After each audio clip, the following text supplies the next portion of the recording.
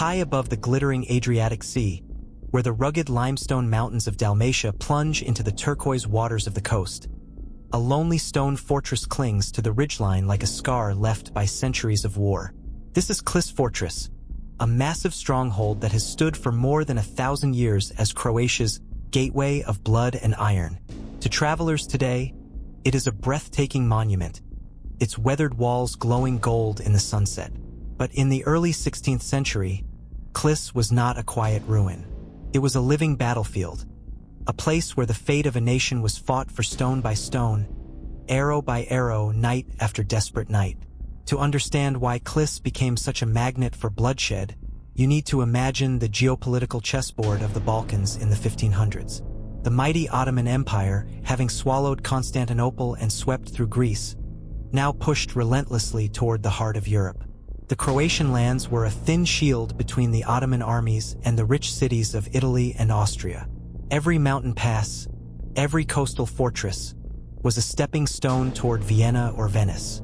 And Klis was one of the most valuable of all. A narrow fortress perched atop a pass that controlled the only easy route from the Adriatic coast into the fertile inland valleys. Whoever held Klis could choke trade, launch raids, or open a door straight into Central Europe. But the Ottomans were not the only players. The Republic of Venice, wealthy and cunning, also coveted the Dalmatian coast. The Venetians called themselves protectors of trade, but their shimmering galleys and secretive merchants meant one thing: domination. To the north, the Habsburgs of Austria kept a wary eye on the same prize. And in the middle of this triangle of giants stood the Croats, outnumbered, outgunned, but fiercely independent.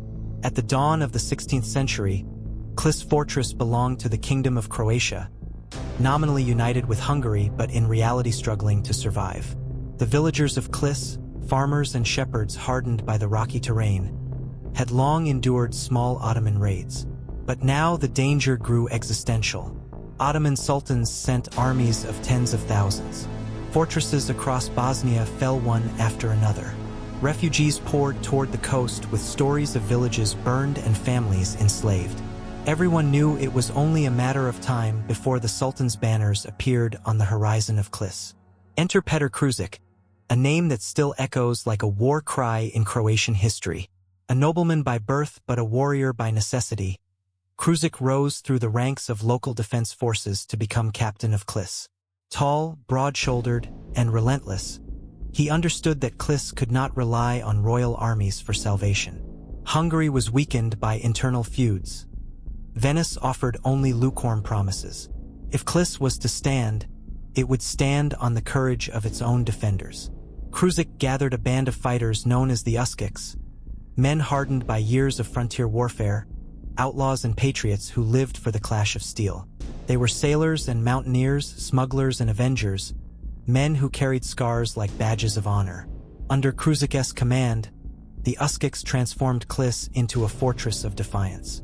They reinforced the walls, stockpiled arrows and gunpowder, and built secret tunnels to smuggle supplies. They trained in the shadow of the fortress, learning to fight on treacherous cliffs where one misstep meant death. Women and children aided in the effort, carrying stones and water, weaving ropes, and even preparing boiling oil to pour on attackers. Klis became more than a fortress. It became a community united by desperation and unyielding pride. The first serious Ottoman assault came in 1515. A thunder of drums announced the approach of thousands of troops, their red banners snapping in the mountain wind. The defenders watched as the enemy set up massive wooden siege engines and began hurling stones the size of oxen against the outer walls. But night after night, the Uskiks struck back. They launched daring raids under moonlight, sabotaging siege works, cutting supply lines, and disappearing into the rocky wilderness before dawn. Eyewitnesses described the defenders as ghosts who seemed to materialize out of the cliffs, knives flashing in the darkness. Inside the fortress, fear mixed with fierce determination. Food grew scarce. Water had to be rationed drop by drop. Yet Kružić kept morale alive with fiery speeches, reminding his men that Klis was not just a fortress, but the last barrier protecting their families, their language, and their faith. Surrender was not an option. For the Ottomans, Klis became a maddening obstacle. They had crushed great cities like Belgrade and Buda, yet this single Croatian stronghold defied them. Envoys offered bribes. Commanders promised safe passage. Krušik answered every offer with the same words: "Klis will not bow." The Ottomans increased the pressure, sending wave after wave of soldiers. Still, the defenders held. News of Klis's resistance spread across Europe. Croatian poets celebrated the Uskiks as heroes of Christendom. Venetian merchants whispered about Krušik's audacity. Even in distant Rome, church officials prayed for the fortress that stood like a dagger in the side of the Ottoman advance. But heroism came at a terrible cost. The walls bore scars from constant bombardment. The defenders were exhausted, their numbers dwindling from wounds, disease, and relentless attacks. Every sunrise brought new smoke on the horizon. Every night carried the sound of Ottoman drums echoing through the mountain pass. The siege stretched on year after year, turning Klis into both a fortress and a tomb.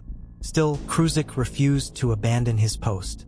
He sent secret messages to allies in Venice and Austria, begging for reinforcements. A few small bands of soldiers arrived, but never enough to break the siege completely. Klis was caught in a deadly game of geopolitics. Too important to ignore, yet too isolated for any great power to risk a full-scale rescue. As the years passed, the defenders adapted to a life of perpetual siege. Children learned to distinguish the sound of Ottoman cannons from the echo of mountain thunder. Women buried the dead by moonlight, whispering prayers over unmarked graves. The Uskiks became legends in their own lifetimes. Warriors who fought on sheer cliffs, who could vanish into mountain caves, who sailed small boats under enemy galleys to cut their anchor lines. By the early 1530s, Klis had endured nearly 2 decades of intermittent attacks. The fortress was battered but unbroken, a defiant island of resistance in a sea of Ottoman conquest. Yet everyone knew the struggle was far from over. The Ottomans had endless men and resources. Krušik and his Uskiks had only their courage, their wits, and the unforgiving stone of the Dalmatian mountains. As the sun set behind the Adriatic, casting long shadows across the blood-stained walls, Petar Krušik stood on the highest tower and looked east, where the faint glow of Ottoman campfires flickered like malevolent stars. He tightened his grip on his sword. Tomorrow would bring another attack, another test of will. But Klis would endure. It had to. For if Klis fell, the gateway to Croatia, and perhaps to Europe itself, would be wide open. The stage was set for a siege unlike any other, a struggle that would draw spies, mercenaries, priests, and kings into its orbit. The fortress of Klis was more than stone. It was a message carved into the mountain. Croatia will fight. The winter winds cut through the stone walls of Klis like knives. But inside the fortress, the defenders moved with a strange, disciplined calm. For nearly 2 decades, the men and women of Klis had learned to treat each day as a gift, each night as a challenge. They were farmers, fishermen, shepherds, and sailors. Yet war had forged them into something far more dangerous. A community bound together by iron will and an unbreakable code of survival. At the heart of that code stood their captain, Petar Krušik, whose very name had become a rallying cry from Dalmatia to Vienna. Krušik was no ordinary soldier. Born into a minor noble family near Senj, he had grown up on stories of raiders and pirates who struck like lightning along the Adriatic coast. From a young age, he trained in swordplay, archery, and the art of naval skirmishing. But it was the Ottoman advance that turned him into a legend. By the time he assumed command of Klis, Krušik had already fought in countless border skirmishes and carried scars from blades and arrows alike. He knew the enemy's tactics. The deceptive retreats, the relentless bombardments, the psychological warfare meant to break the spirit before breaking the walls. Krušik refused to be broken. He organized his fighters, the Uskiks, into small, mobile units capable of striking fast and vanishing into the jagged cliffs. They trained not only with swords and muskets but also with ropes and grappling hooks, learning to descend sheer rock faces under cover of darkness. By night, they became raiders, sneaking into Ottoman camps to sabotage cannons or steal supplies. By day, they were ghosts, melting into hidden tunnels carved into the mountain. Each successful raid carried a double reward. It replenished Klis's dwindling resources and sowed terror in the hearts of the besiegers. Inside the fortress, life was a delicate balance of hardship and fierce pride. The narrow stone courtyards echoed with the clang of hammers as blacksmiths repaired weapons from captured Ottoman steel. Women carried water from hidden cisterns, rationing every drop like gold. Children acted as lookouts, their sharp eyes scanning the mountain trails for any sign of approaching reinforcements or attackers. At night, families gathered around small fires to share thin soups of lentils and dried meat. They told stories of old Croatian kings and sang songs of heroic ancestors, keeping alive a sense of identity that no empire could erase. The Ottomans, frustrated by repeated failures to storm the fortress, shifted tactics. Instead of relying solely on brute force, they began a campaign of psychological warfare. Drummers pounded a relentless rhythm outside the walls, day and night, to rob the defenders of sleep. Messengers arrived under flags of truce carrying offers of wealth and safe passage if Klis would surrender. Ottoman commanders promised Kruzik high rank in the Sultan's army, even governorship of the fortress itself. Each time, Kruzik sent the envoys away with the same curt reply, "Klis will not bow," but defiance carried a heavy price. By the mid-1530s, the fortress was nearing exhaustion. Food stores were perilously low. The cisterns, once full from spring rains, now yielded only muddy water. Disease crept through the cramped quarters, claiming the old and the young alike. Deserters faced execution, but even the bravest warriors could not survive on courage alone. Kruzik knew that without external support, Klis would eventually fall. Not because the Ottomans were stronger, but because time itself was an enemy. Desperate for aid, Kruzik sent secret messengers to the Republic of Venice. Venice, ever calculating, admired Klis's defiance but feared provoking the Ottomans into a full naval confrontation. Venetian envoys arrived with polite words and token shipments of grain, but no soldiers. The Habsburgs of Austria, likewise, sent promises and prayers but little else. Klis was too far away, too isolated, and too politically complicated for any great power to risk a direct intervention. With formal allies unreliable, Kruzik turned to the only men he could trust, the Uskiks of Senj. These fierce maritime raiders had long harassed Ottoman shipping along the Adriatic, striking galleys and merchant vessels with lightning raids. They shared Kruzik's hatred for Ottoman expansion and his willingness to fight without orders. From their stronghold on the northern coast, the Uskiks smuggled weapons, gunpowder, and even small reinforcements through Venetian waters to the besieged fortress. Their galleys, painted black for stealth, became lifelines of hope threading through the night seas. Among the Uskik reinforcements were veterans of campaigns across the Balkans, men who carried scars not only from battle but from torture and captivity. They brought with them intelligence about Ottoman movements, maps of enemy supply routes, and tales of atrocities meant to stiffen the resolve of Klis's defenders. Kruzik welcomed them as brothers in arms, and together they planned daring counterattacks. One moonless night, Kruzik led a strike force of 30 Uskiks down a hidden path carved into the cliffside. Their target, an Ottoman gun emplacement that had been pounding the southern wall for weeks. Silent as shadows, they crossed the ravine and scaled the enemy slope.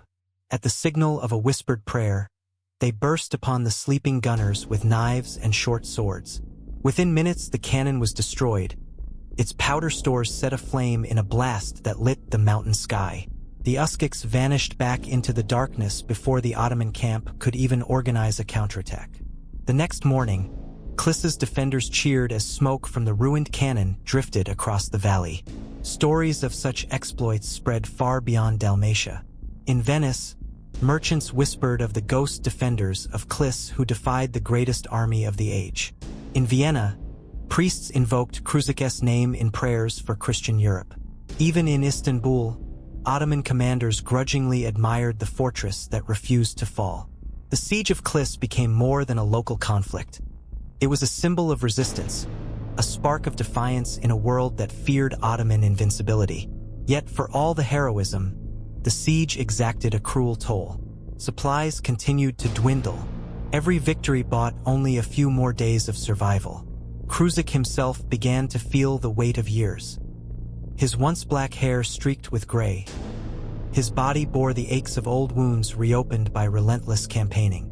But his eyes, those cold, steel-blue eyes, never lost their fire. To the men of Klis, he was not merely a commander. He was the embodiment of their will to endure.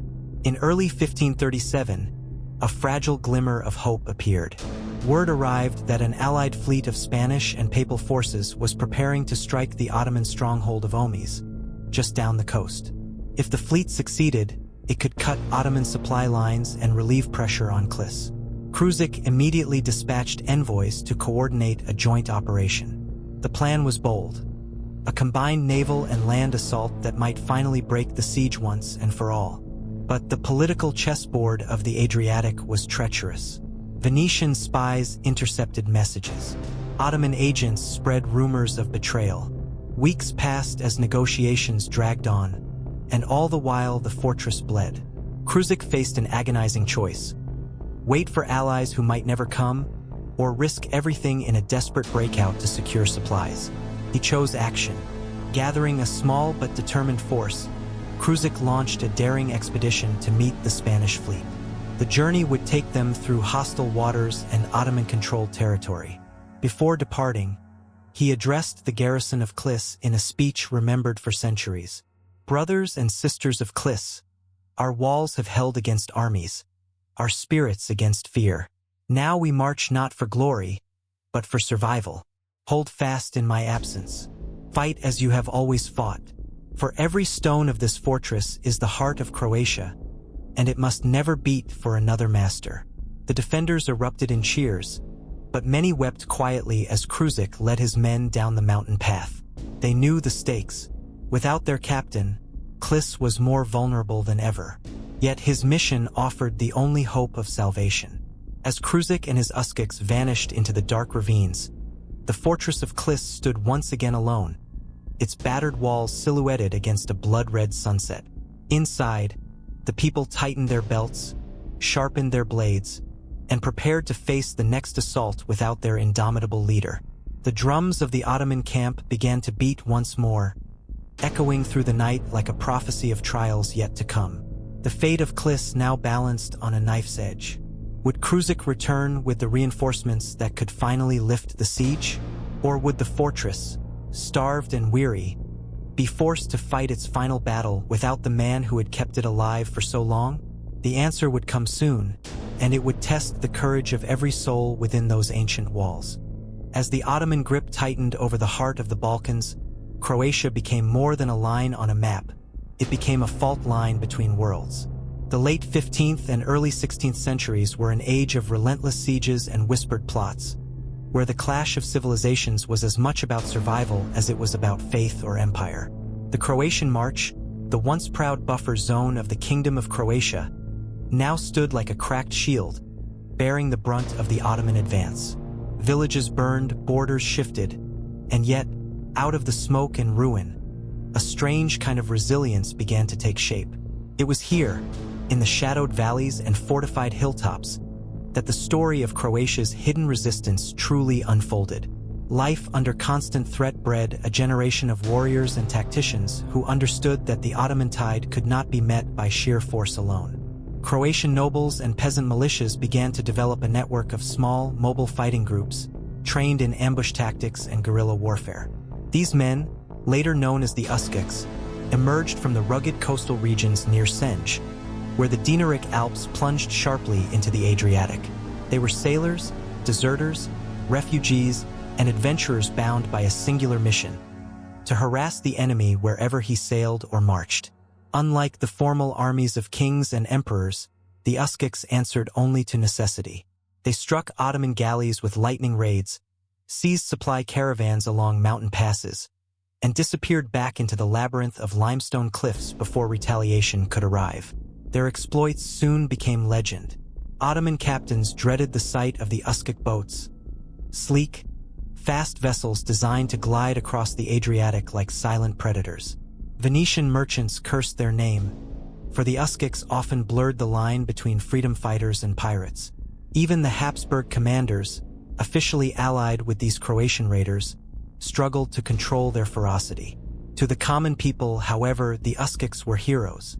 They symbolized a defiant Croatia that refused to bow, a living embodiment of the frontier spirit that had defined the kingdom since its earliest days. Songs were sung in their honor, recounting daring escapes and impossible victories against fleets many times their size. But the fight against the Ottomans was not merely a story of daring raids and sudden skirmishes. It was also a contest of strategy, politics, and survival. The Croatian nobles, though fiercely independent, were forced to navigate a delicate balance between the Habsburg monarchy to the north and the Venetian Republic to the west. Vienna provided troops and fortifications, but its interests were not always aligned with local needs. Venice, ever wary of losing its maritime trade routes, occasionally struck secret deals with the Ottomans to preserve its own commerce, leaving Croatian fighters exposed. Amid these shifting alliances, Croatian leaders became masters of diplomacy as well as warfare. Letters passed in coded messages, emissaries rode through dangerous passes, and agreements were forged in candlelit chambers where betrayal was always one handshake away. The fortress towns of Karlovac, Sisak, and Koprivnica became the keystones of Croatia's defensive network. Built along strategic rivers and mountain passes, these fortresses served as both shields and swords. Their thick stone walls echoed with the sounds of blacksmiths forging cannons and carpenters repairing breaches from the latest siege. Soldiers stood watch from dawn until dusk, scanning the horizon for the telltale dust clouds that marked an approaching Ottoman force. The most famous of these bastions was the fortress of Sisak, where in 1593 a combined Croatian and Habsburg army achieved a rare, decisive victory against the Ottomans. The Battle of Sisak became a rallying cry across Europe, proving that the seemingly unstoppable empire could, in fact, be checked. Yet victory came at a steep cost. The war ravaged Croatian lands, leaving villages abandoned and fields untended. Entire generations were lost to battle, enslavement, or flight.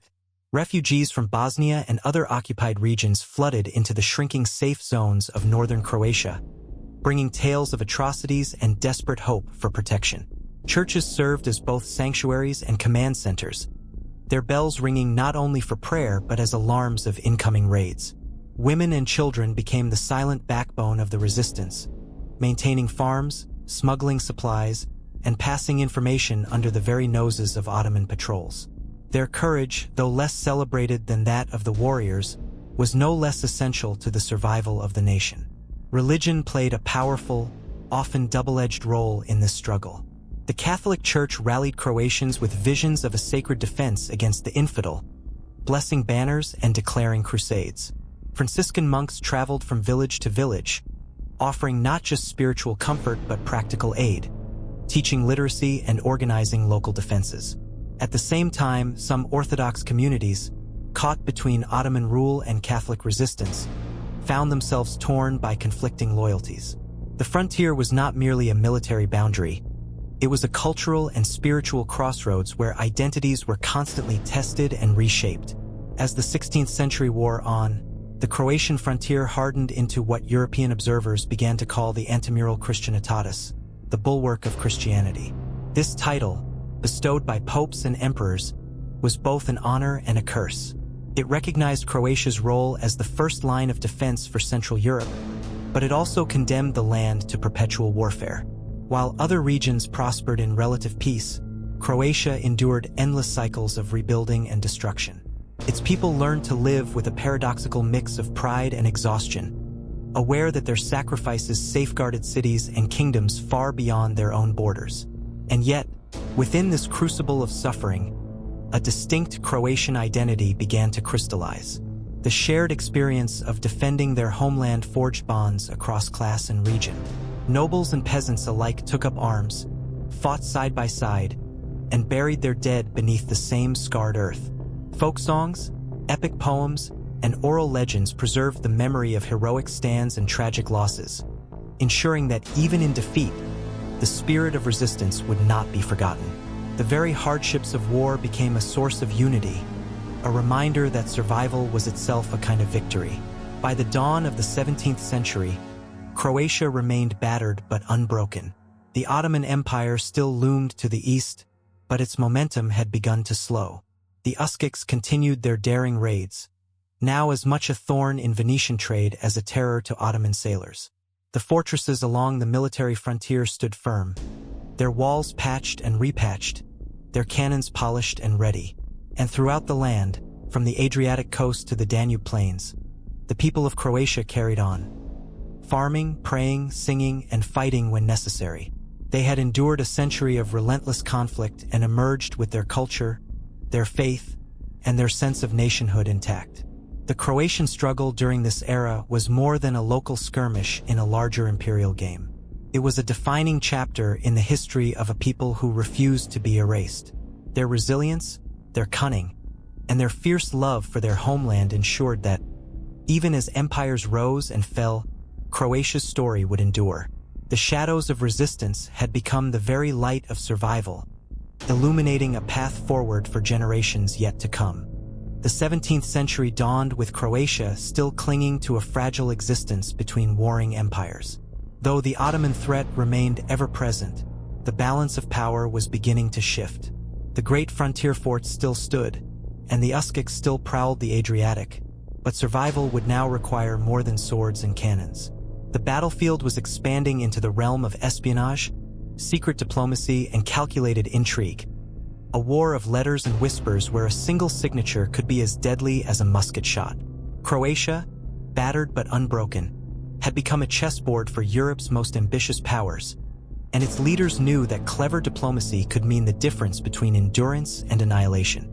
From the fortified city of Zagreb to the bustling ports of Rijeka and Senj, Croatian envoys quietly moved between courts, carrying messages encrypted in poetic verses or disguised as harmless trade agreements. These were not merely formal ambassadors but men and women skilled in deception, fluent in the subtle language of shifting alliances. They knew that Venice coveted Adriatic trade routes as fiercely as the Ottomans desired new conquests, and that Vienna's promises of aid often came laced with demands for deeper loyalty to the Habsburg crown. Every negotiation was a high-stakes gamble, for one misstep could bring an Ottoman raid, a Venetian blockade, or a Habsburg betrayal. Among the most dangerous players in this shadow war were the Venetian merchants who populated the Dalmatian coast. Officially, Venice maintained a cautious neutrality, trading with both Christian and Muslim powers. But in the taverns of Split and Dubrovnik, deals were struck in candlelit corners where Venetian gold quietly financed Ottoman spies. Croatian agents, in turn, planted their own informants among the merchant fleets, intercepting shipments of gunpowder or passing coded reports about Ottoman fleet movements. The Adriatic became a sea of secrets where a single intercepted letter might change the fate of a fortress hundreds of miles inland. The Uskyks, legendary for their raids against Ottoman galleys, now played an unexpected role in this clandestine game. Though their reputation as pirates often strained relations with Venice, their intimate knowledge of coastal waters made them invaluable as scouts and couriers. Uskyk captains carried messages across the Adriatic faster than any official envoy, slipping past Venetian patrols under the cover of night. Some even posed as smugglers or fishermen to infiltrate Ottoman harbors, mapping defenses and reporting on troop deployments. Their daring was matched only by their unpredictability. More than one Croatian commander found himself negotiating not just with kings but with the fiercely independent leaders of these maritime warriors. Inland, the great military frontier, known as the Vojna Krajina, evolved into a sophisticated defensive network that doubled as an intelligence hub. Each fortress became not only a military outpost but a center for gathering and transmitting information. Scouts on horseback relayed news of enemy movements across a chain of watchtowers, while priests and merchants carried coded messages hidden in prayer books or bundles of wool. The Habsburg generals overseeing the frontier relied heavily on this Croatian intelligence network, recognizing that local knowledge of the rugged terrain was often more valuable than imperial armies. The stakes of these covert operations were immense. The Ottomans, aware of their diminishing momentum, sought to exploit divisions within the Christian alliance. Agents of the Sultan bribed border chiefs, promising wealth and autonomy in exchange for betrayal. Some Croatian nobles, weary of endless war and heavy taxation, were tempted by these offers. Yet others played a more dangerous double game, feigning loyalty to one side while secretly supplying intelligence to another. In this world of shifting loyalties, survival often required a mastery of deception as intricate as any swordplay. One of the most pivotal episodes of this era came in the years leading up to the Battle of Vienna in 1683. As the Ottoman army prepared its massive assault on the Habsburg capital, Croatian scouts along the frontier provided crucial warnings of troop movements and supply lines. Uskic raiders disrupted Ottoman logistics, capturing messengers and seizing ships laden with gunpowder. Meanwhile, Croatian envoys traveled in secrecy to Vienna, urging the Habsburg court to muster reinforcements before it was too late. Their intelligence helped shape the coalition that would eventually repel the Ottomans at Vienna, a turning point in the long struggle for Central Europe. Though the battle itself took place far from Croatian soil, the quiet work of Croatian spies and couriers played an outsized role in the Christian victory. Religion remained both a unifying force and a tool of manipulation. The Catholic Church, ever eager to present the conflict as a holy war, offered spiritual legitimacy to the Croatian cause. Papal emissaries promised indulgences for soldiers and financial aid for fortresses, but they also demanded strict adherence to Rome's authority. Franciscan friars, already key figures in sustaining morale, now acted as informal diplomats, carrying messages between villages and royal courts. In some cases, they even served as double agents, using their religious status to pass through Ottoman territory with relative freedom. The line between priest and spy grew increasingly thin, and many a sermon carried hidden instructions for local commanders. Ordinary Croatians, too, became participants in this clandestine struggle. Farmers along the frontier were trained to recognize the signs of approaching armies and to pass information discreetly to the nearest fortress. Women smuggled messages in loaves of bread or baskets of fruit, slipping past Ottoman patrols with practiced calm. Children acted as lookouts, their small size allowing them to hide in places soldiers could not. In a land where every family had lost someone to the war, espionage became a collective duty, woven into the very fabric of daily life. The Venetian Republic, frustrated by the Uskics' persistent raids, launched several punitive expeditions along the Adriatic coast. These clashes often forced Croatian leaders to play a careful diplomatic game, reassuring Venice of their goodwill while quietly continuing to support the very raiders Venice sought to destroy. The Treaty of Madrid in 1617 briefly curtailed Uskic piracy, but it did little to diminish Croatia's strategic value. If anything, the treaty underscored the reality that Croatia's survival depended less on military might than on its ability to maneuver between competing powers. As the 17th century progressed, the slow decline of Ottoman power opened new opportunities for Croatia. Victories by Habsburg-led coalitions gradually pushed the Ottoman frontier southward, relieving some of the constant pressure on Croatian lands. Yet this apparent reprieve came with new dangers. The Habsburgs, eager to consolidate their gains, sought to tighten their control over the military frontier, imposing new taxes and laws that threatened local autonomy. Croatian leaders found themselves negotiating not only with former enemies but with supposed allies whose ambitions were scarcely less threatening. Once again, diplomacy became a weapon of survival. The period also saw a flowering of cultural identity amidst the turmoil.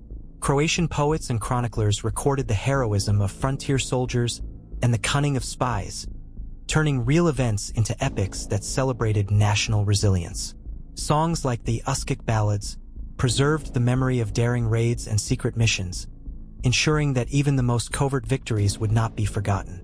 These cultural artifacts were more than entertainment. They were acts of defiance, asserting a uniquely Croatian identity in the face of imperial domination.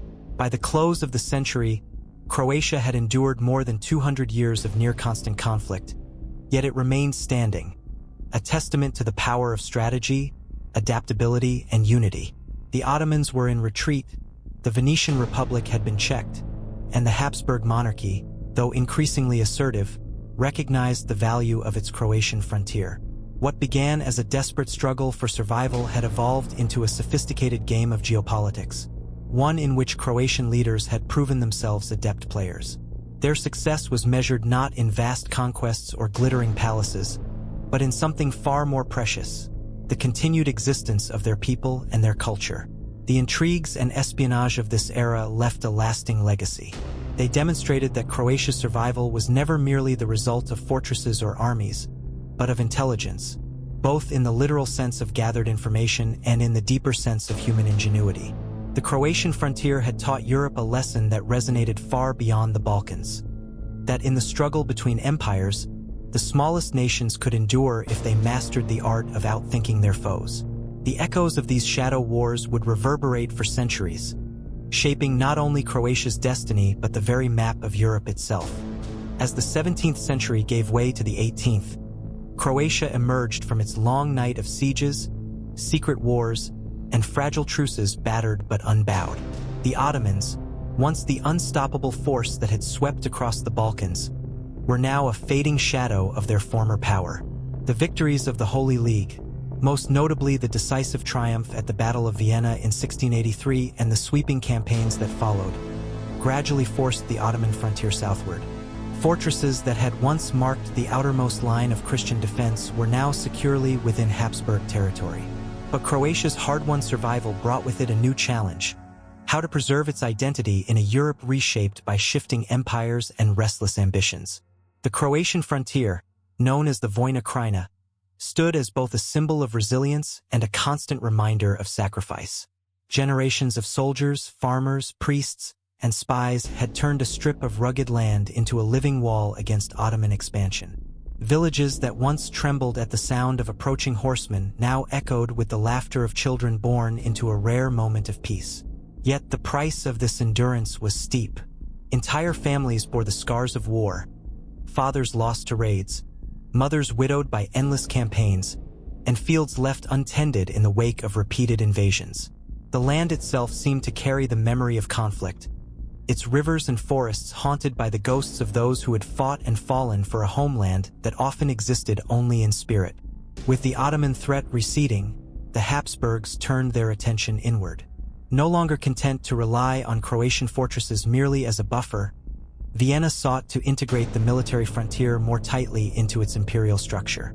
New administrators arrived with ledgers and decrees, bringing the bureaucratic order of the Austrian court to a region long accustomed to its own martial autonomy. Taxes were imposed, trade regulations tightened, and military service formalized. For many Croats, these changes felt like a new kind of occupation, a subtler domination that threatened to erode the hard-earned freedoms they had defended for centuries. Local leaders, however, were not without leverage. Their decades of service as Europe's frontline defenders had earned them respect in Vienna and Rome alike. Croatian nobles and frontier captains used this moral authority to negotiate favorable terms, insisting on protections for their language, customs, and self-governing traditions. They reminded the Habsburg court that without Croatia's sacrifices, the Ottoman banners might still fly over Vienna itself. These negotiations often unfolded in hushed chambers far from the battlefield, yet they were every bit as consequential as any military victory. Through patient diplomacy, Croatia secured concessions that allowed it to maintain a distinct identity within the sprawling empire. Religion, too, continued to play a central role in shaping Croatia's post-war identity. The Catholic Church, which had long served as a unifying force during the dark years of Ottoman pressure, now turned its energy toward cultural revival. Franciscan and Jesuit missionaries established schools and printing presses, spreading literacy and reinforcing the Croatian language as a cornerstone of national pride. Monasteries that once doubled as fortresses became centers of learning, where scholars chronicled the epic struggles of the frontier in both Latin and the emerging vernacular. These chronicles, filled with tales of heroism and sacrifice, helped preserve the memory of Croatia's defiance for future generations. Trade routes that had been choked by war slowly reopened, bringing new prosperity to Dalmatian ports like Split, Dubrovnik, and Zadar. Merchant ships once laden with cannon and powder now carried silk, salt, and wine across the Adriatic, reconnecting Croatia to the vibrant economies of Venice and the wider Mediterranean. Yet the same sea that carried wealth also carried ideas. Enlightenment philosophies, carried by sailors and scholars, introduced new concepts of governance, individual rights, and national identity.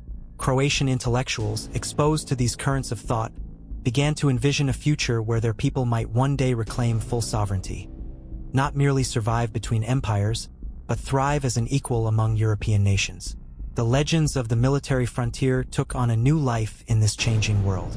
Songs of Uskik raiders and frontier scouts were sung in village squares, their daring deeds transformed into symbols of national pride. Poets celebrated the cunning diplomats who had outwitted sultans and doges, while chroniclers compared the steadfast Croatian defense to the great epics of antiquity. These cultural expressions were more than nostalgic recollections. They were quiet declarations of identity, reminding Croats that their history was not merely one of survival but of active, courageous agency. Still, the shadow of past conflicts lingered. Families displaced by centuries of warfare struggled to reclaim ancestral lands now entangled in imperial bureaucracy. Soldiers who had spent their lives on the frontier faced the difficult transition to peacetime livelihoods. Many found work as traders or craftsmen, but others, unable to adapt, carried their martial skills into mercenary service across Europe. The scars of war, both physical and psychological, would take generations to heal. Internationally, Croatia's strategic position ensured that it remained a valuable piece on the European chessboard. The weakening of the Ottoman Empire invited new ambitions from Russia, which eyed the Balkans as a potential route to warm-water ports. The Venetian Republic, though diminished, continued to guard its maritime trade routes jealously, and the Habsburgs, ever cautious of rising nationalist sentiments within their diverse domains, kept a watchful eye on the fiercely independent Croats. The same geographic crossroads that had once endangered Croatia now provided opportunities for influence, allowing Croatian envoys to act as intermediaries in the delicate diplomacy of southeastern Europe. Perhaps the most enduring legacy of this era was the forging of a collective identity rooted in endurance and adaptability. Centuries of conflict had taught the Croats to value cunning as much as courage, negotiation as much as force. They had learned to survive by balancing between great powers, exploiting rivalries, and seizing opportunities hidden within crises. This hard-earned wisdom would guide them through future upheavals, from the revolutionary tremors of the 19th century to the storms of the 20th, long after the last Ottoman soldier had left the Balkans. The story of Croatia's frontier is not merely one of war and politics. It is a testament to the resilience of a people who refused to be erased. From the mountain fortresses of the military frontier to the glittering halls of European diplomacy, Croatians carved out a space for themselves in an age when small nations were often swallowed whole by empires. Their victory was not the conquest of vast territories or the accumulation of great wealth, but something far more profound: the survival of their culture, their language, and their sense of belonging in a world that seemed determined to extinguish them. As the 18th century unfolded, the guns along the frontier fell silent, but the lessons of those turbulent centuries endured. Croatia entered a new era not as a passive subject of empires, but as a nation with a living memory of resistance and self-determination. The walls of stone that once guarded its borders were replaced by walls of memory and tradition, stronger and more enduring than any fortress. And while the great powers of Europe continued to rise and fall, the people of Croatia carried forward the quiet triumph of having outlasted them all. This legacy remains etched into the landscape itself. The ruined fortresses, the coastal towns that once pulsed with clandestine trade, the ancient roads that carried spies and messengers, all stand as silent witnesses to a history of survival through strategy and sacrifice. Modern travelers may walk these paths unaware of the dramas that unfolded there, but for those who know the stories, every stone whispers of the centuries when Croatia stood as the thin but unbreakable line between east and west. In this way, the Croatian frontier became more than a geographical boundary. It became a metaphor for the nation itself, a place where cultures met, clashed, and ultimately fused into something uniquely resilient. The people who lived and died there proved that even in an age dominated by empires, a small nation could preserve its identity through intelligence, unity, and unyielding will. Their struggle, though often overlooked by the grand narratives of European history, continues to inspire those who believe that survival, too, can be a form of victory. And so, as the 18th century opened with new possibilities and new challenges, Croatia stood poised at the threshold of a different future. The guns were silent, the borders more secure, But the spirit that had carried the nation through centuries of peril remained as sharp as ever. The frontier was no longer a line of war. It was a legacy, a lesson, and a promise to generations yet unborn that the Croatian people, forged in the crucible of conflict, would endure whatever storms the future might bring.